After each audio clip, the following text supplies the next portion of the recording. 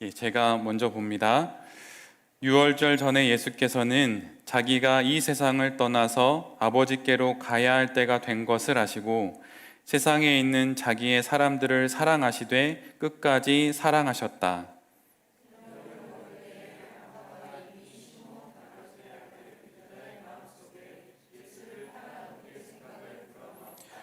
예수께서는 아버지께서 모든 것을 자기 손에 맡기신 것과 자기가 하나님께로부터 왔다가 하나님께로 돌아간다는 것을 아시고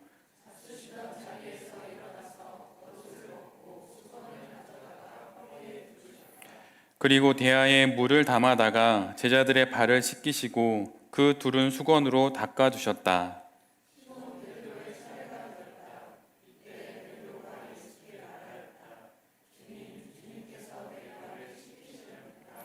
예수께서 그에게 대답하셨다. 내가 하는 일을 지금은 내가 알지 못하나 나중에는 알게 될 것이다.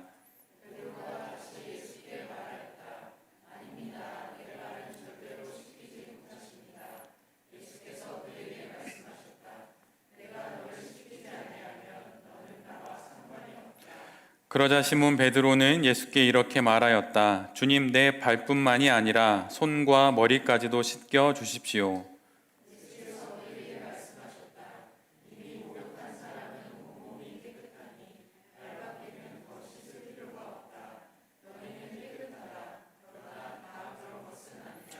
예수께서는 자기를 팔아 넘길 사람을 알고 계셨다. 그러므로 너희가 다 깨끗한 것은 아니다 하고 말씀하신 것이다.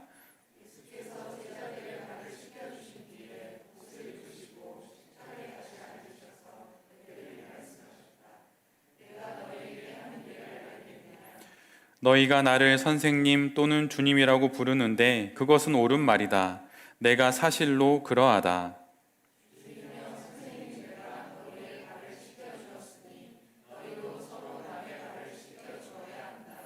내가 너희에게 한 것 같이 너희도 이렇게 하라고 내가 본을 보여준 것이다.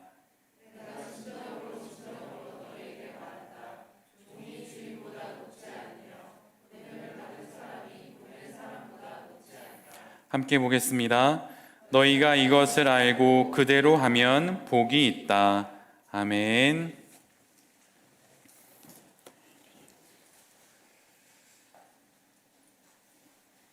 오늘은 요한복음 13장의 말씀을 갖고 끝까지 사랑하신 예수님, 끝까지 사랑하신 예수님이라고 하는 제목으로 함께 하나님 말씀을 나누도록 하겠습니다. 오늘 본문 13장 이후로는 더 이상 예수님께서 일반 대중을 향해서 말씀을 전하시지 않습니다.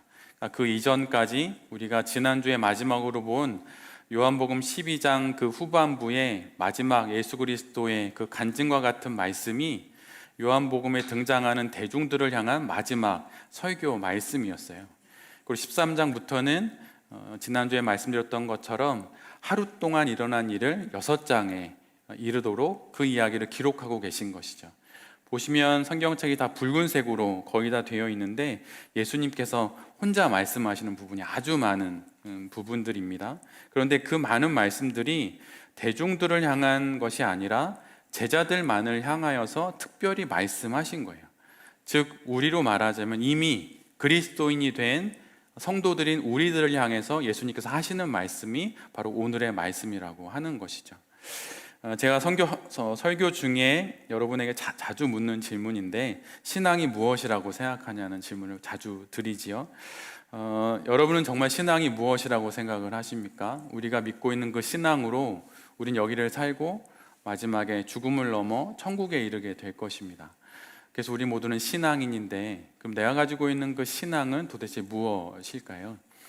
사실 신앙은 이 땅에 오신 예수님께서 하신 일 그리고 그분이 앞으로 하실 일에 대해서 아는 겁니다. 그리고 아는 것은 지적으로 아는 것이 아니라 그것을 넘어서서 우리의 이성을 넘어서서 그것을 믿는 것이죠.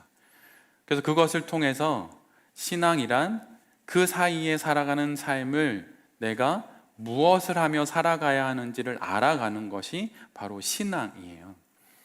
그래서 신앙생활을 하면 할수록 사실은 내가 어떻게 살아야 하고 또 무엇을 하며 살아가야 하는지가 점점점 명확해집니다.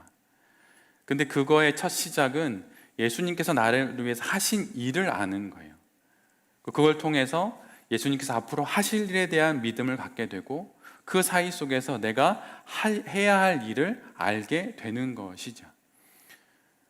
여러분은 여러분이 해야 할 일들을 잘 알고 계신가요? 아니면 예전보다 신앙의 연수가 길어지면 길어질수록 많이들 알아가고 계신가요?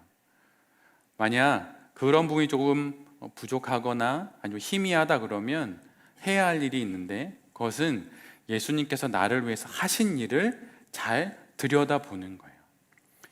그것이 성경 속의 이야기일 수도 있고 아니면 나의 인생 속에서 하나님께서 나를 위해서 하신 일일 수도 있어요. 그거를 바라보면 내가 해야 할 일을 알게 되고 또한 나의 신앙이 무엇인지 점점 알아가게 되는 것이죠. 그래서 신앙생활은 우리를 매우 구체적인 인생으로 이끌어 갑니다. 우리를 좀 더 명확하고 뚜렷한 나라고 하는 사람이 살아가야 하는 그 삶의 모습 속으로 우리를 점점 이끌어가는 것이 실은 신앙이에요. 그런데 예수님께서는 사실은 우리와 똑같이 당신이 하셔야 할 일을 아셨어요. 오늘 본문을 보면 6월절 전날에 예수님께서 두 가지 사실을 아셨다고 말합니다. 첫째는 당신께서 곧 이 세상을 떠나 아버지께로 돌아갈 때가 이제 되었다고 하는 것을 첫 번째로 아셨어요. 두 번째는 그 하나님께서 당신에게 맡기신 모든 일들을 아셨다고 말합니다. 가야 하실 때가 되었다는 것과 하나님께서 당신에게 맡기신 모든 일을 다 아셨다는 거예요. 여러분, 때를 알고 만약 그 때에 맞춰서 해야 할 일을 안다는 건 모든 것을 아는 것과 같은 것입니다. 예수님은 오늘 본문 앞부분에 그렇게 말씀하세요. 내가 언제 그리고 무엇을 해야 하는지 이제 나는 다 알고 있다, 이렇게 말씀하시는 것이죠. 그런데 그렇게 하나님의 때와 하나님의 일을 알게 된 예수님께서 가장 첫 번째로 하는 일이 있는데, 그것이 바로 우리 모두가 잘 알고 있는 세족식의 일이에요. 저녁 식사 자리였습니다. 근데 식사 자리에서 예수님께서 일어나세요. 같이 13명이서 함께 식사를 하는데 갑자기 자리에서 일어나십니다.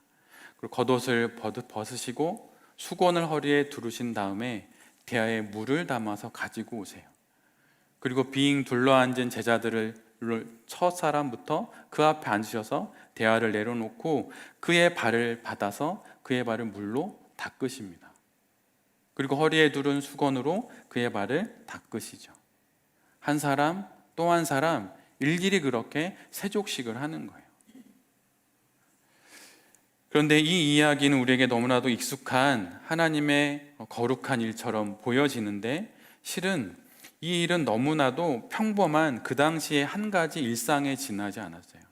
세족, 말 그대로 발을 닦는 건데 그 뒤에 의식을 뜻하는 십자를 붙여서 우리의 교회의 전통에선 뭔가 의미 있는, 예전부터 준비되어 있는 어떤 종교적인 의식으로 생각하지만 실은 그렇지가 않습니다.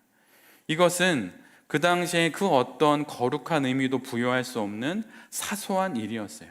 말 그대로 하찮은 일이었습니다.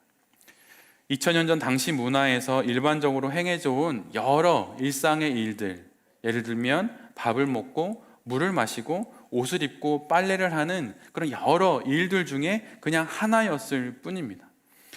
지금처럼 두 발을 완전히 덮는 신발, 우리가 지금 신고 있는 신발과 같은 그런 신발을 신고 다니는 문화가 아닌 당시 문화에서 발은 늘 언제나 외부에 노출이 되어 있었죠. 그래서 집 안에 들어오면 당연히 발을 씻어야만 했습니다. 그리고 그 일은 그 집의 가장 낮은 종이 담당하는 일이었어요. 하찮은 사람이 하는 가장 하찮은 일이 바로 발을 닦아주는 일이었죠. 이 시대로 말하자면 집 안에 들어올 때 신발을 벗거나 아니면 집에 누군가를 초대했으면 그 손님의 겉옷을 받아주거나 아니면 그가 손을 닦을 수 있도록 물수건을 주는 것과 같은 그런 일이었습니다. 그런 일상의 한 가지 일이었을 뿐이에요. 그런데 세족식은 예수님께서 당신의 뜻을 전하기 위해 특별히 만들어낸 그런 그 무엇이 아니라고 하는 거예요. 이것을 오늘 본문에서 우리가 먼저 기억해야 합니다.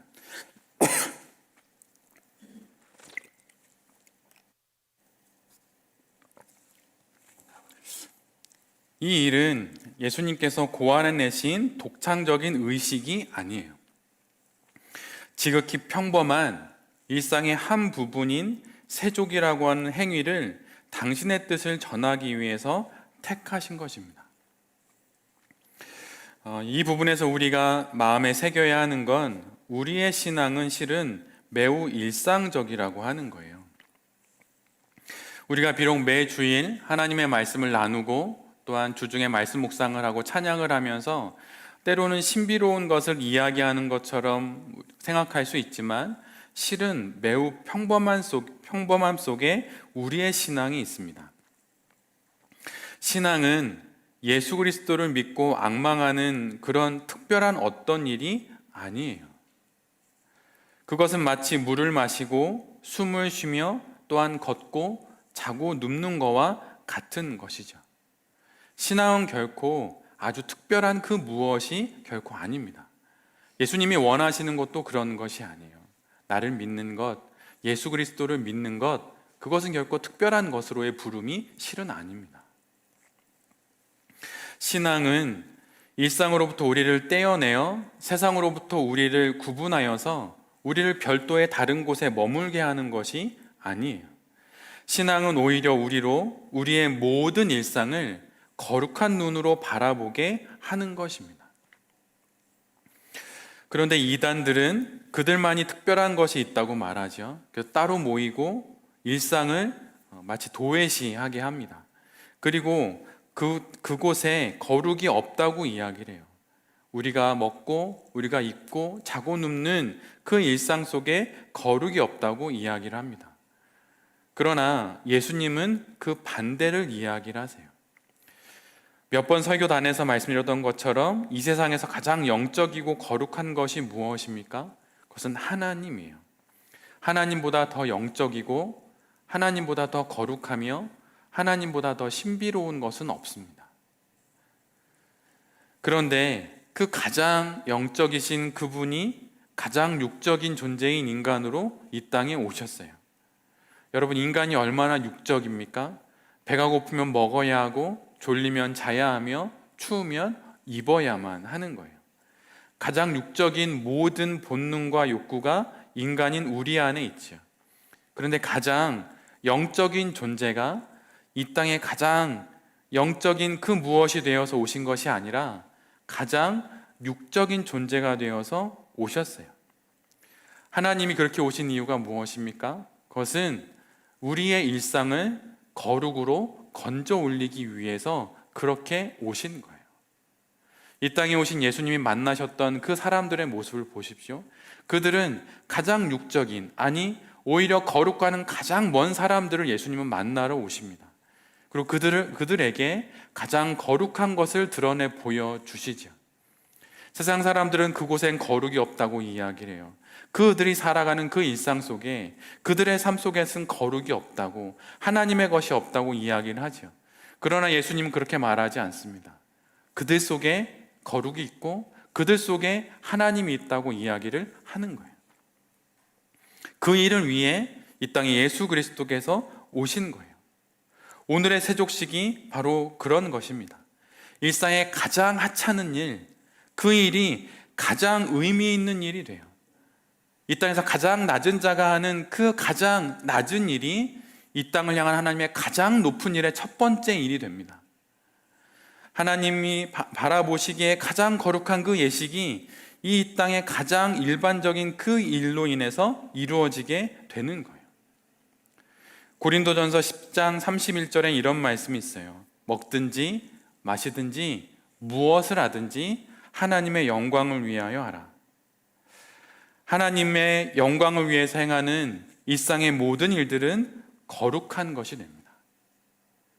내가 누군가를 향해 내미는, 하나님의 영광을 위해서 내미는 그 손 하나가 거룩한 것이 되는 거예요. 내가 이 땅의 삶을 살아가면서 누군가에게 무심히 한 가지 하는 그 일이 하나님의 영광을 위해서 하는 일이 되었다면 그 일이 바로 거룩한 일이 되는 것입니다. 우리가 함께 묵상하고 있는 마태복음 18장 5절에 이런 말씀이 있어요. 또 누구든지 내 이름으로 이런 어린이 하나를 영접하면 나를 영접하는 것이다.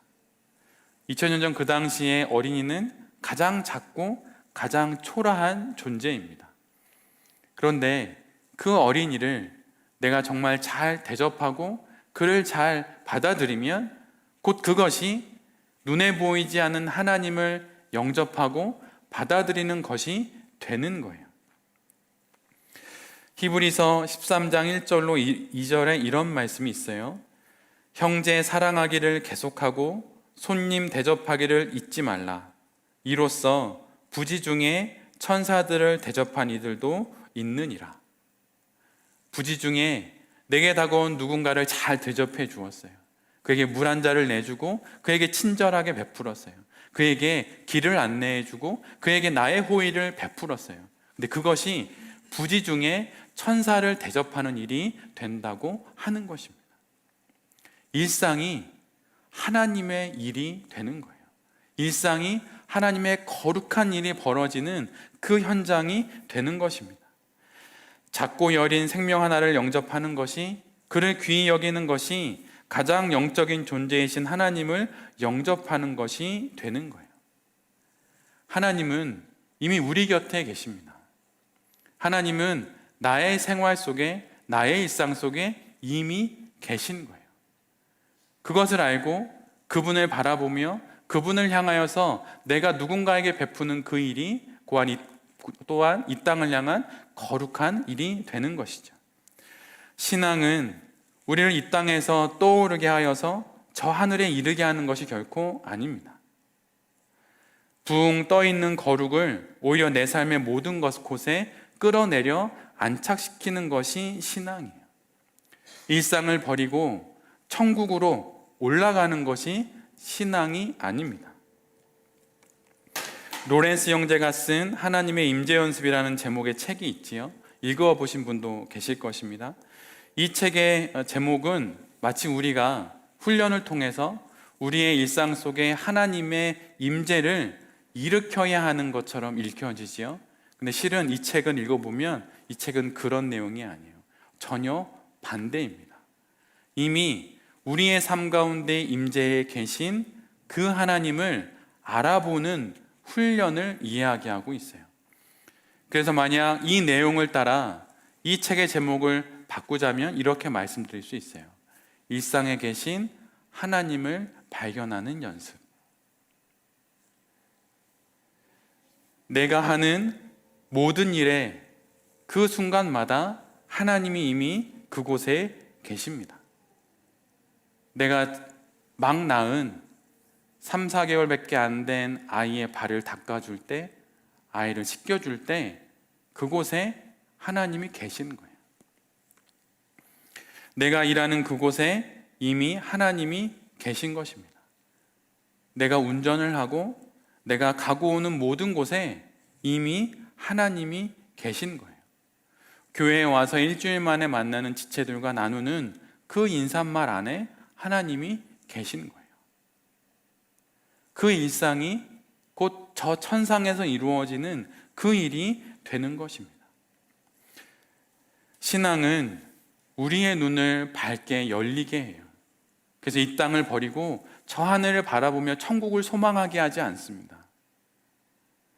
오히려 이 땅의 삶을 바라보며 이 땅의 삶이 하나님께서 정말로 거룩하게 나의 삶 가운데 이루어 가시는 일이라고 하는 것을 보게 하는 것이죠. 하나님께 밝게 열린 눈을 가진 그 사람이 이 땅 가운데 빛이 되고 소금이 되는 거예요. 오늘 우리가 만나고 있는 요한복음 13장 1절부터 17절까지의 이 말씀은 사실은 앞에 이어져 오던 요한복음 1장부터 12장까지의 그 맥락 속에 있습니다. 지난주에 우리가 함께 나눴던 말씀 속에 예수님께서 당신의 인생의 모든 결론을 나는 세상을 향한 빛이라고 말씀하셨어요. 이 땅에 오신 빛이신 그분이 비추시는 곳은 저 하늘이 아니라 이 땅입니다. 이 땅을 향해 빛을 비추심으로 이 땅을 향하여서 비추신 하나님의 빛이신 예수 그리스도를 보게 하는 것이죠. 그리고 그것을 통하여서 우리가 이 땅의 빛이 되어야 함을 알게 하시는 거예요. 우리가 우리의 신앙이 가장 빛나야 하는 곳은 일주일에 한 번 주일 이곳이 아닙니다. 우리의 신앙에 가장 빛나야 하는 곳은 나의 일터이고 나의 가정이고 부모님 앞에서의 나의 모습이고 자녀들과 부모 앞에서의 나의 모습이에요. 직장에서의 나의 모습입니다. 그곳이 바로 하나님께서 빛을 비추시는 바로 그 거룩한 하나님의 나라라고 하는 것이죠. 우리는 하루에 3번 식기도를 합니다. 그 평범한 일상, 그 반복되는 일상 앞에서 우리는 기도를 하죠. 그런데 그것은 단순히 일용할 양식을 주신 것에 대한 감사를 넘어서는 의미가 있어요. 성경 속엔 우리가 식기도를 드리게 되는 그 근거를 말하고 있는데 그것이 바로 디모데전서 4장 4절로 5절까지의 말씀이에요. 제가 읽어드릴 테니 잘 한번 들어보십시오. 하나님께서 지으신 것은 모두 다 좋은 것입니다. 하나님께서 지으신 모든 것은 다 좋은 거라고 말하고 있어요. 그러면서 이렇게 이어져서 말합니다. 감사하는 마음으로 받으면 버릴 것이 하나도 없습니다. 모든 것은 하나님의 말씀과 기도로 거룩해집니다. 하나님이 지으신 모든 것은 다 좋은 것입니다. 근데 그 좋은 것이 거룩한 것이 되는데 그것은 바로 하나님의 말씀과 기도를 통해 그 좋은 것이 거룩한 것이 된다고 하는 거예요. 아침에 일어나 내가 맞이하게 된 아침의 그 식사가 얼마나 좋은 것입니까?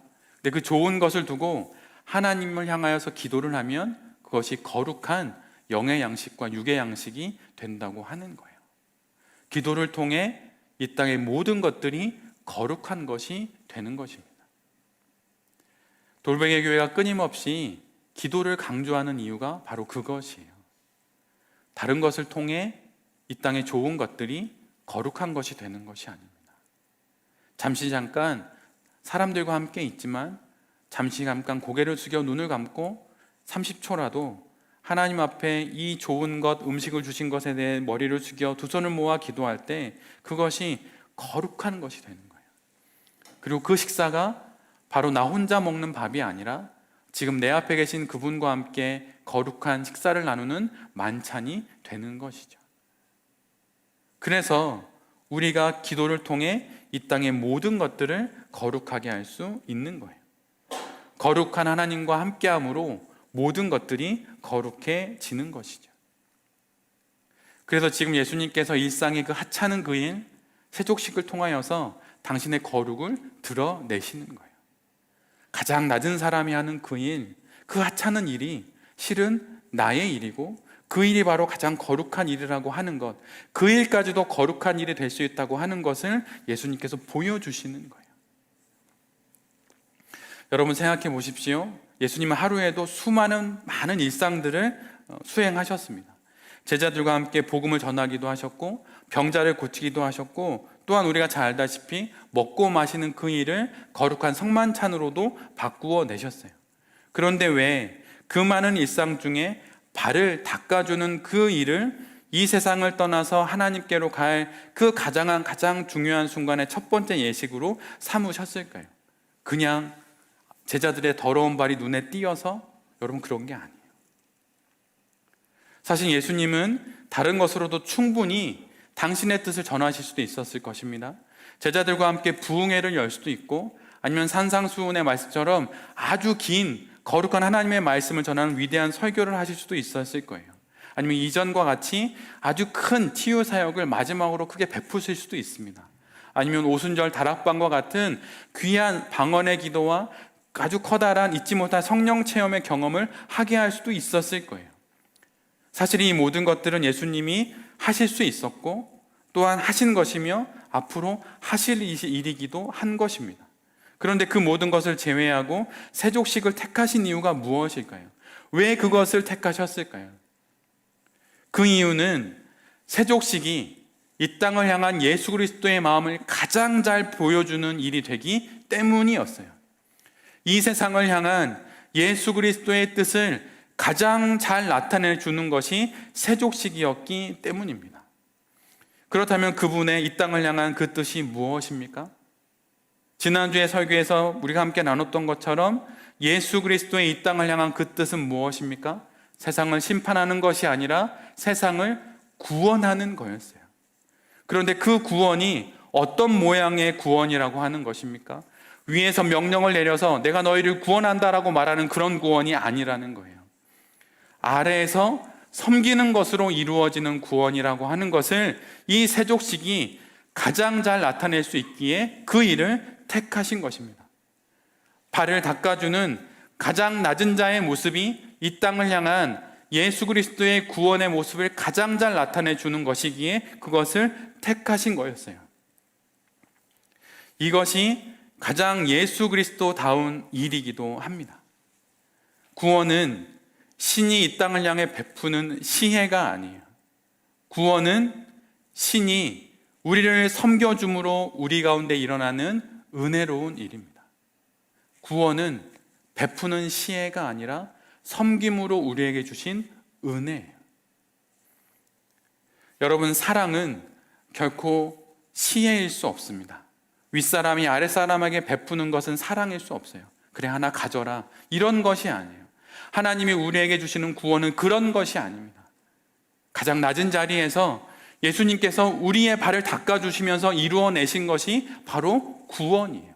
그래서 그것을 그대로 보여주시기 위해서 세족식을 택하신 것입니다. 예수님이 하신 일은 우리를 구원하시는 일이었어요. 근데 세족식은 바로 그 구원이, 예수님이 우리에게 행하신 그 구원이 어떤 관계 속에서 이루어진 것인지 그대로 보여줍니다. 이 땅이 말하는 구원은 위에서 아래로 맺는 구원이에요. 능력 있는 사람이 능력 없는 아랫사람에게 손을 내밀어서 아랫사람은 그 손을 붙잡고 그를 끄집어내는 것이죠. 그런데 예수 그리스도의 구원은 그런 거와 전혀 반대돼요. 윗사람이 아랫사람의 발 아래로 내려갑니다. 그리고 발 아래에서 그의 발을 닦아줌으로 이루어낸 것이 바로 우리가 받은 구원이에요.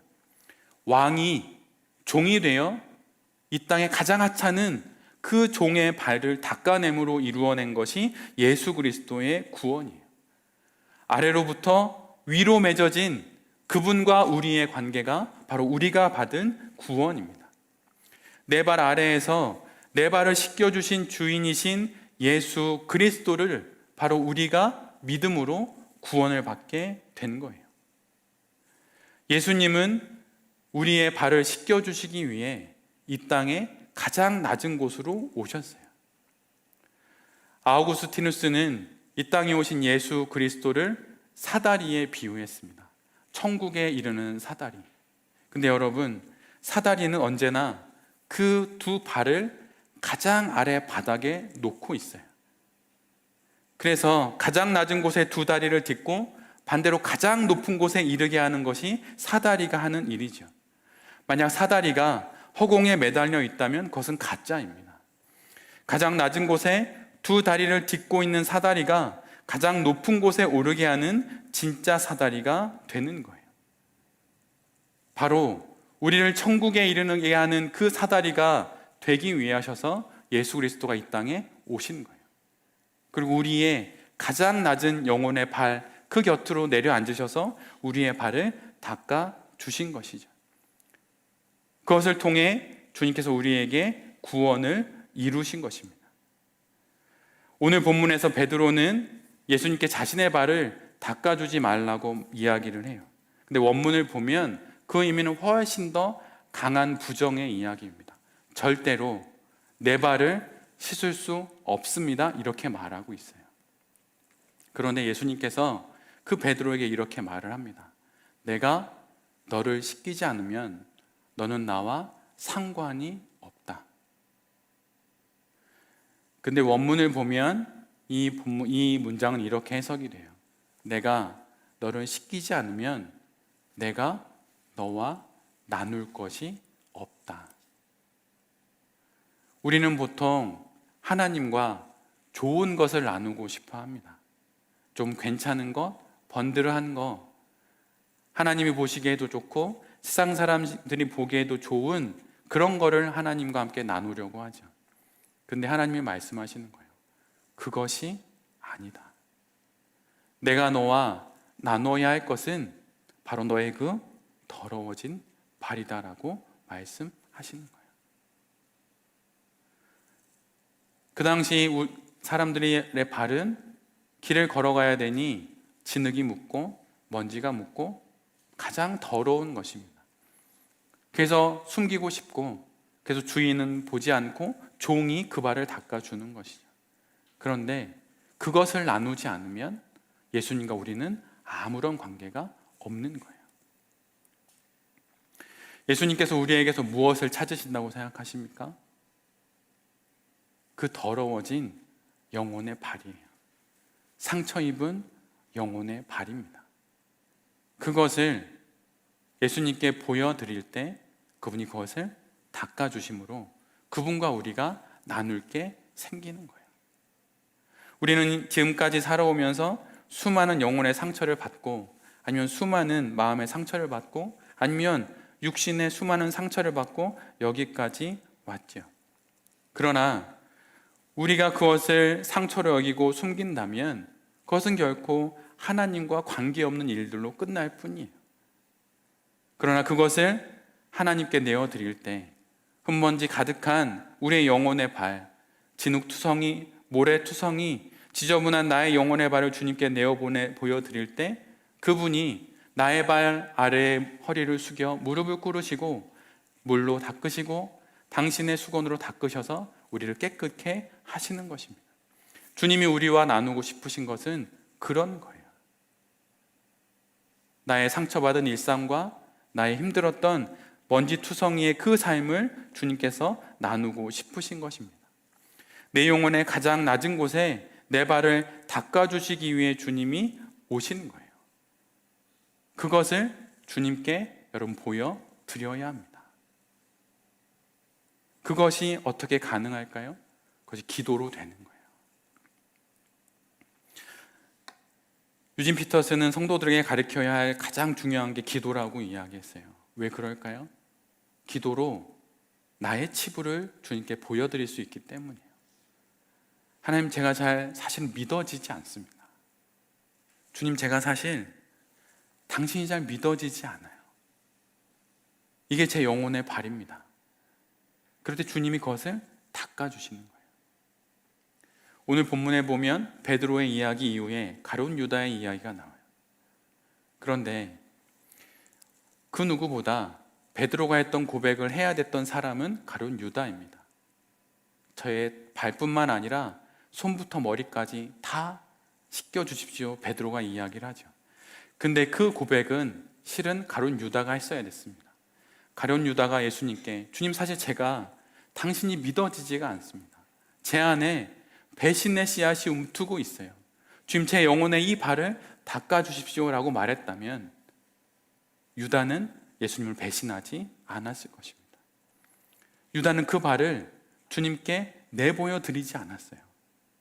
그냥 혼자 숨기고 그렇게 세족식에 참여하죠. 그래서 종국에 그는 주님을 배반하게 됩니다. 주님이 우리에게 원하시는 건 그럴듯한 그 무엇이 아니에요. 그냥 내가 가졌던 상처들, 내가 입었던 모든 어려움들을 그냥 주님께 내어 보여드리면 됩니다. 오늘 본문은 보면 예수님께서 이렇게 말씀하시죠. 나는 너희를 끝까지 사랑한다. 태초부터 계셨던 그 처음의 사랑이신 예수 그리스도가 끝까지 사랑하신다고 말씀하십니다. 위로부터 성육신 하신 그분이 가장 낮은 곳에 그 종의 발 옆에서 그 종의 발을 닦으시면서 우리를 사랑하세요.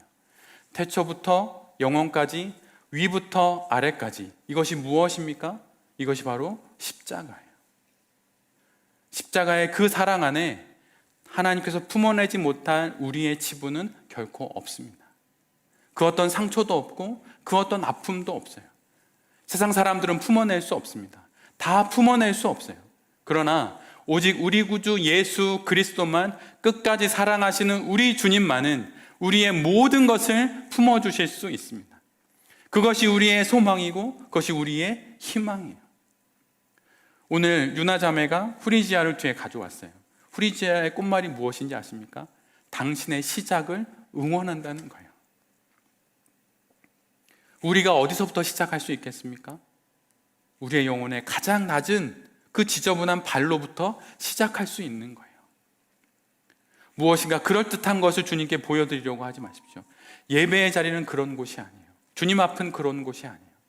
나의 가장 숨기고 싶은 먼지 가득한 그 영혼의 발을 주님께 내어드릴 때 주님이 말씀해 주시는 거예요. 이제 시작하거라. 용기를 내거라. 그것으로 주님께서 제자들을 향한 그 긴 말씀의 처음을 그 세족식으로 시작하시는 이유예요. 무슨 일이 있어도 여러분의 그 어떠한 일도 주님의 십자가의 그 품과 그 높이와 깊이를 벗어날 수 없습니다. 그것을 아는 것이 신앙이에요. 그렇게 그 신앙을 알기에 우리의 삶의 가장 낮은 자리에서부터라도 우리는 다시 인생을 시작할 수 있는 거예요. 나를 끝까지 사랑하시는 그 예수 그리스도의 손을 붙잡고 다시 시작할 수 있는 것입니다. 신앙은 달리 말하면 다시 시작하는 영혼의 힘이기도 해요. 다시 주님께서 우리로 하여금 다시 우리의 인생을 살아갈 수 있도록 우리를 응원하고 계십니다. 여러분, 그 하나님의 응원을 받고 높은 곳이 아니라, 일상을 떠나 저 어떤 기도원이 아니라 나의 일상의 이 자리에서 가장 낮은 내 영혼의 발, 그곳에서 우리의 삶을 다시 시작함으로 하나님 앞에서 아름다운 인생을 살아가시게 되는 모든 성도님들과 또 이 말씀을 전하는 제 자신이 될 수 있기를 간절히 기도드립니다. 아멘. 이 시간 주신